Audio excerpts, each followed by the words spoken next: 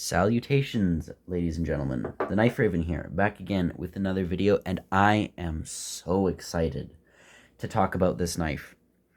In my last video, which either you are watching the day before this video comes out or the same day, I said at the end of that video that I'd be reviewing another Wright knife from my Heinnie Haynes order. And that would be this knife right here. The Wright & Sons Barlow. And oh my goodness, am I very ecstatic to talk about this knife. So, without further ado, I will begin discussing this really nice little knife. And again, as always, this knife has probably been reviewed many other times by a lot of channels who are way better at this than I am. So please, if there are any links in the video description showcasing other reviews of this knife by other people, please go watch them, give them support. They've earned it. But nonetheless, this is the basic Wright Barlow. This is in the Rosewood handle material, and I believe this cost a little over 20-something GBP, maybe closer to 30. So that's going to be a bit more pricey, 50 Canadian, 40-something US, I believe. But still very inexpensive for a Sheffield-made Barlow. Now, the first comparison I'd like to do before I open the blade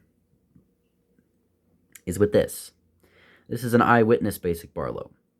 This one's a little bit more expensive, but only by a little. And this one is, I think, around the 30 GBP mark. This one might have been closer to 33. So again, very, very close in price. And depending on where you find this, you can get this for even cheaper, like 20. So for all I know, these are either the same or this one might even be more expensive. But they're very different, despite having similarities, and I'll go over them in depth in the video. But I just wanted to start by showcasing the differences. This one, of course, has a smooth bolster, whereas this one has a square bolster, mirror polished nickel silver versus brushed stainless, brass pins and liners versus stainless pins and liners, carbon blade and backspring versus stainless blade and backspring, and this is rosewood, whereas this, I believe, is, well, it just said Spanish hardwood, so this could be mahogany, it could be rosewood, I don't know. But it's a more dry wood. This one has a half stop, this one does not, and among other things. But I'll start by actually talking about this knife before I do any more comparisons. So the knife is exactly 3.5 inches closed, so fairly small. There goes my ruler. And there's a very large nail nick in here. You can pinch the blade, it's a little difficult. Now, oh my goodness, I have to stress that this is the strongest backspring on any knife I have ever handled. Ever. I have quite a few knives, quite a few slip joints, quite a few Wrights, in fact. 2 of which actually broke because the springs were almost too strong and there was a structural integrity error and, well, the springs broke. But this is something I have never witnessed before. This is an entirely new beast. This knife, I'm not kidding when I say, I am incapable of opening this while still having my nail in the nail nick. I cannot open this knife. Now, I can open most knives by doing this, You keep your nail in the nail nick and you open the blade, right? This is an Wright trick, by the way. But normally what I do is I open it this far using the nail, and then to lessen the impact of the spring snapping open and thus hurting my nail, I just pinch it and open it the rest of the way. So that would look like this, right? That's what I do. But normally if I wanted to deliberately open the knife while still using the nail nick all the way, I could. This, I absolutely can't. Try another hand. What about this? I cannot open it. This knife is the first and only blade in my collection that is a 10. No knife has ever come close to this level of impossibly hard to open. And this is one of those times where I almost start thinking this is becoming less of a safety feature and almost a bit of a downside because, oh my goodness. It's like a bit of a shockwave in my hand there. It may not sound like it, but this knife is incredibly strong. This is unlike anything I've ever handled before. Yeah, this spring is exceedingly strong. 10 is an understatement. I'd almost go as far to put this up to 11. And I'm sure other people have had these and they've only been, 7, 8, 9. But trust me, I have a lot of knives with strong springs. This dwarfs them. This makes them look insignificant. This is the strongest spring I have ever had in a knife. And while I do like that fact, because it does mean that you really do not have to worry about this blade ever coming down on your finger, it's still almost a bit of a difficulty to open. But nonetheless, that's one thing I really wanted to highlight. Incredibly strong spring. But aside from that, look at that. Is that not pretty? It's a simple little Barlow knife. Very nice little clip. And again, I've stated before, I like the gentle clip points quite a lot, but this, you can't help but love that. That's beautiful. Incredibly sharp tip would make for a brilliant piercer. Of course, the blade has a fair bit of belly, as it is a clip point. Incredibly comfortable. Your fingers just wrap around that handle very well. Makes for a really nice knife. For use, you can even put your finger up here and get a nice forward cut motion there. Again, we have rosewood handle scales, brass pins and liners, a very strong, as we've already established, carbon spring. Again, shiny nickel bolsters, and that carbon blade. Arthurites are also becoming more and more sharp upon delivery, I've noticed, which is another improvement. They used to have a reputation for almost always coming blunt. Now, they aren't razor sharp, per se, but they certainly are not blunt. They are sharp enough that they can cut cardboard with minimal effort. They may not glide through it like butter, but they certainly are getting better with sharpening their knives up. Now, there is another stamp on this one. This one's different from the A. Wright & Son Limited. This one just says Sheffield Handmade England, which is the same as this sheepfoot knife I just reviewed.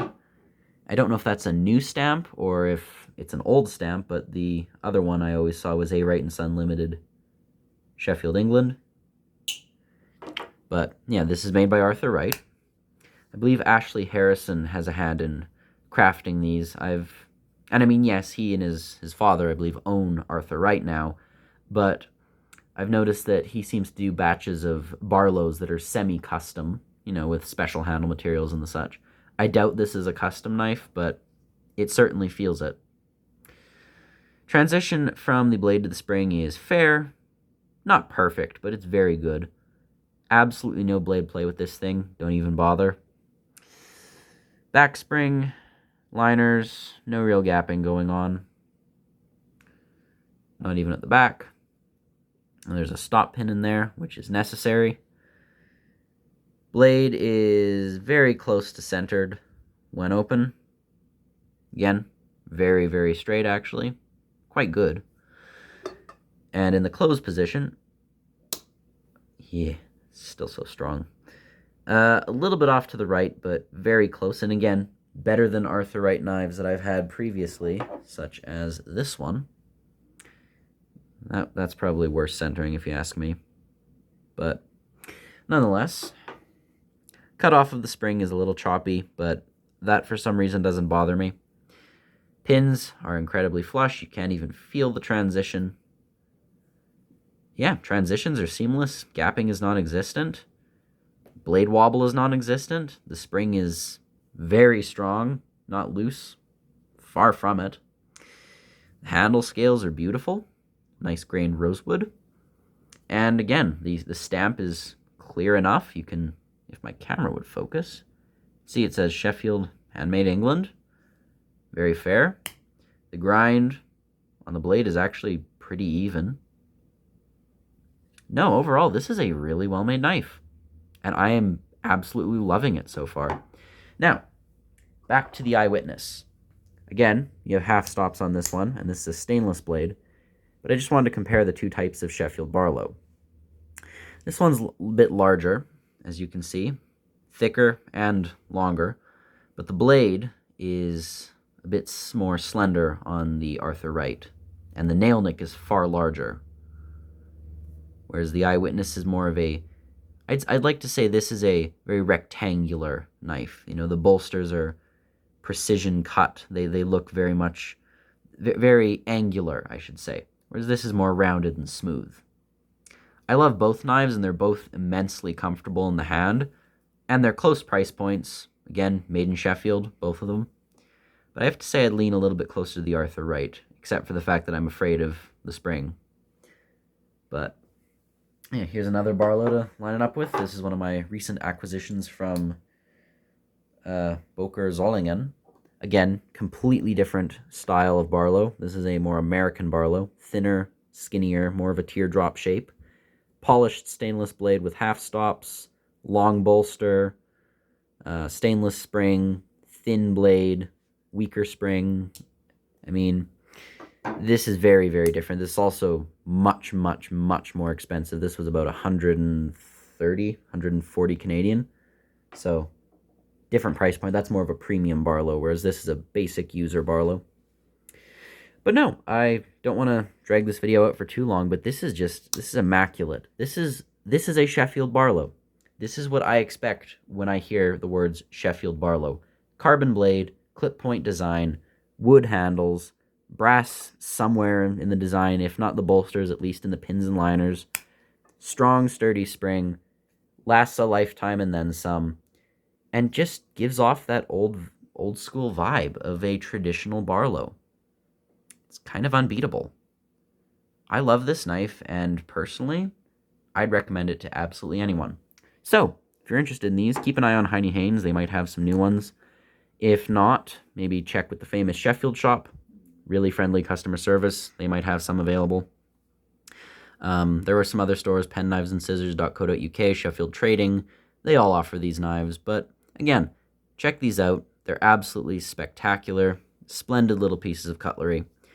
And while not my favorite acquisition from my recent order, very nearly my favorite. So, thank you very much for watching. I have loved this knife, and I hope you enjoy it too. So, this has been the Knife Raven. As always, signing off. Goodbye.